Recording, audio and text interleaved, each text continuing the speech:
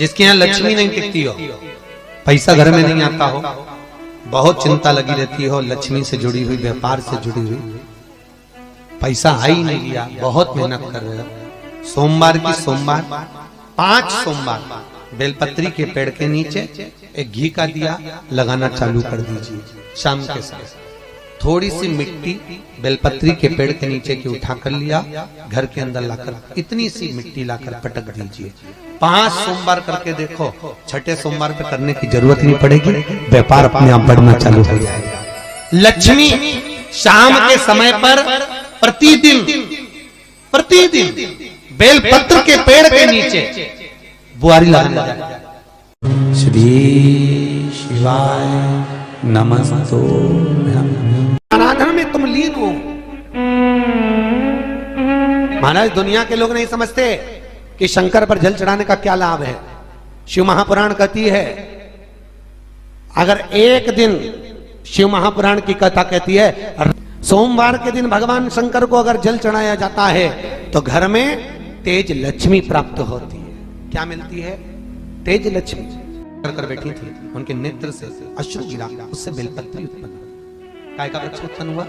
बेलपत्र। पूरी दुनिया में केवल एक बेलपत्र का वृक्ष कैसा होता है जिस वृक्ष के नीचे माता लक्ष्मी शाम के समय पर बुआरी लगाने के लिए जाती है, झाड़ू लगाने के लिए, बेलपत्री के पेड़ पर। बेलपत्र का वृक्ष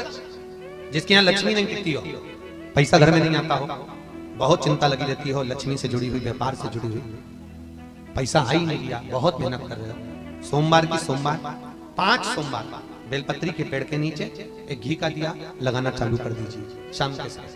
थोड़ी सी मिट्टी बेलपत्री के पेड़ के नीचे की उठा कर लिया, घर के अंदर लाकर इतनी सी मिट्टी लाकर पटक दीजिए। 5 सोमवार करके देखो, छठे सोमवार पे करने की जरूरत नहीं पड़ेगी, व्यापार अपने आप बढ़ना चालू हो जाएगा। लक्ष्मी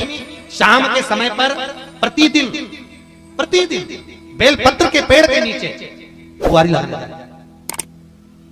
शंकर भगवान की प्रियता बेलपत्र। पहले भी कथा में कहा, आज फिर कहते हैं,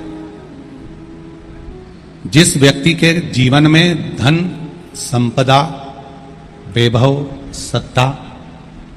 लक्ष्मी की थोड़ी भी कमी दिखती हो, उसको बेलपत्री के वृक्ष का पूजन चालू कर देना चाहिए। जाओ सोमवार के दिन बेलपत्र वृक्ष के नीचे जल चढ़ाकर, जल का सिंचन कर कर, उसी बेलपत्र के नीचे शाम के समय पर संध्या काल में, प्रदोष काल में भगवान देवाधिदेव महादेव गौरी शंकर का स्मरण करो। बेलपत्र की जड़ की ओर, बेलपत्र की तना की ओर, बेलपत्र के वृक्ष की ओर तुम्हारा मुख हो। कोई आसन नहीं, कोई आसन नहीं, केवल बेलपत्र के वृक्ष की ओर तुम्हारा मुख हो। जहां बेलपत्री का वृक्ष है उसके नीचे बैठकर, उसकी छाया में, उसकी ओट में पंचाक्षर मंत्र नमः शिवाय, या फिर षडाक्षर मंत्र ओम नमः शिवाय, या फिर श्री शिवाय नमस्तुभ्यम का स्मरण कर कर अपने हृदय की बात गौरी शंकर से, महादेव से कहे। शिव महापुराण की कथा कहती है 7 दिनों में एक दिन सोमवार का ऐसा होता है जिस दिन 33 कोटि देवी देवता बेलपत्री के वृक्ष के नीचे बैठकर भगवान शंकर और पार्वती का स्मरण करते हैं और शिव पार्वती उनकी झोलियां खुशियों से भरते हैं। देवता भी जिनका भजन कर रहे हैं वो बेलपत्री के वृक्ष के नीचे। लक्ष्मी, मां लक्ष्मी भी बेलपत्र के वृक्ष के नीचे निरंतर विराजमान होती है। और आप लोगों से एक निवेदन और करना चाहेंगे, ये मनुष्य का शरीर जब तक रहे, ये मानव की देह जब तक रहे, जिंदगी में एक बेलपत्री का वृक्ष अपने रहते रहते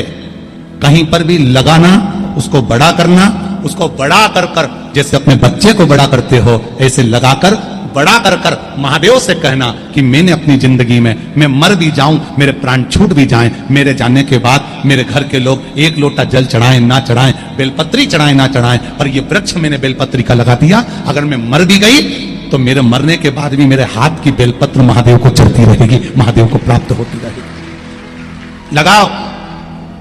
एक बेलपत्री के पौधे को छोटे से बड़ा करो, बड़े से बड़ा करो, बड़े से बड़ा करो, और बड़ा करने के बाद उसको कहीं तुम्हारी मर्जी पड़े जहां उस बेलपत्री के वृक्ष को लगाओ। अगर गलती हो गई है, बहुत गलतियां हो गई, बहुत दुख पड़ गया, तकलीफ में आ गए,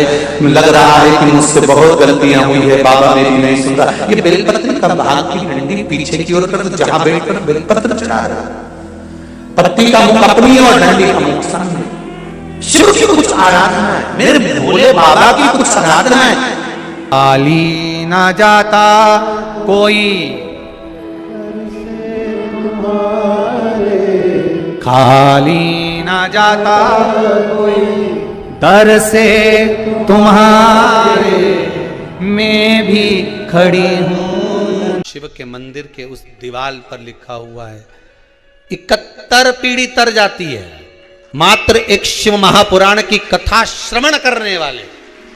करवाने वाले की 71 पीढ़ी।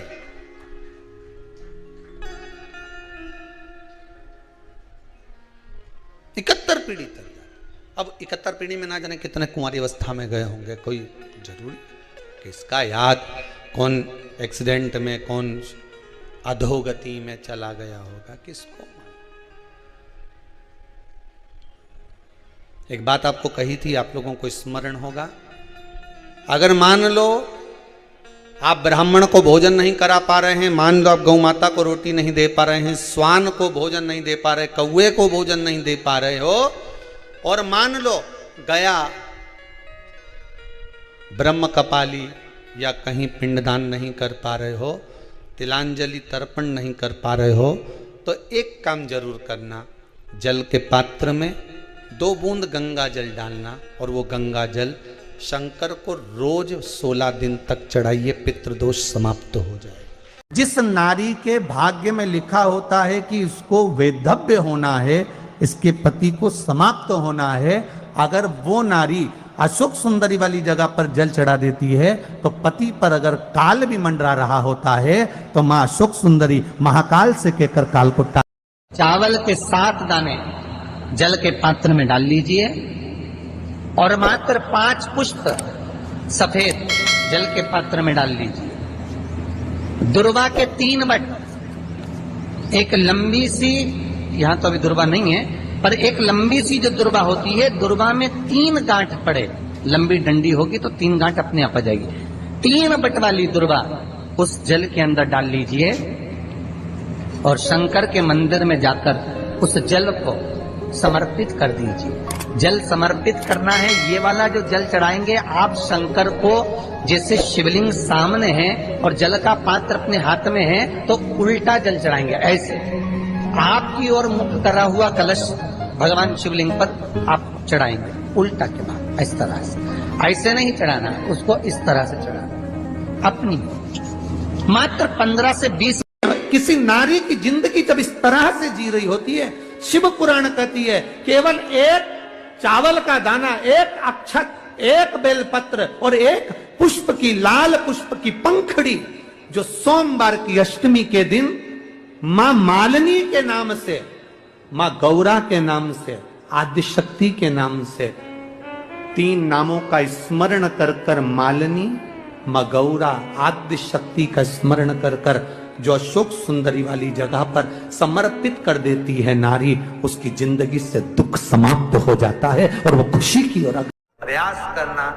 जब जब जिस जिस महीने में जो जो प्रदोष पड़ा करे,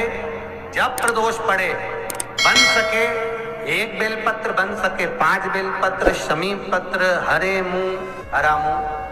बेलपत्र, कलश के अंदर थोड़ा सा पानी लेकर 1 बेलपत्र, हरा मूंग, शमी पत्र डालकर और उसमें थोड़ा सा गुड़ डालकर भगवान शिव का स्मरण कर कर प्रदोष काल में, मान लो कोई काम आपका बहुत जरूरी है, बहुत दिनों से अब थक गए हैं, नहीं हो रहा, कर्जा बढ़ रहा है, धन नहीं आ रहा,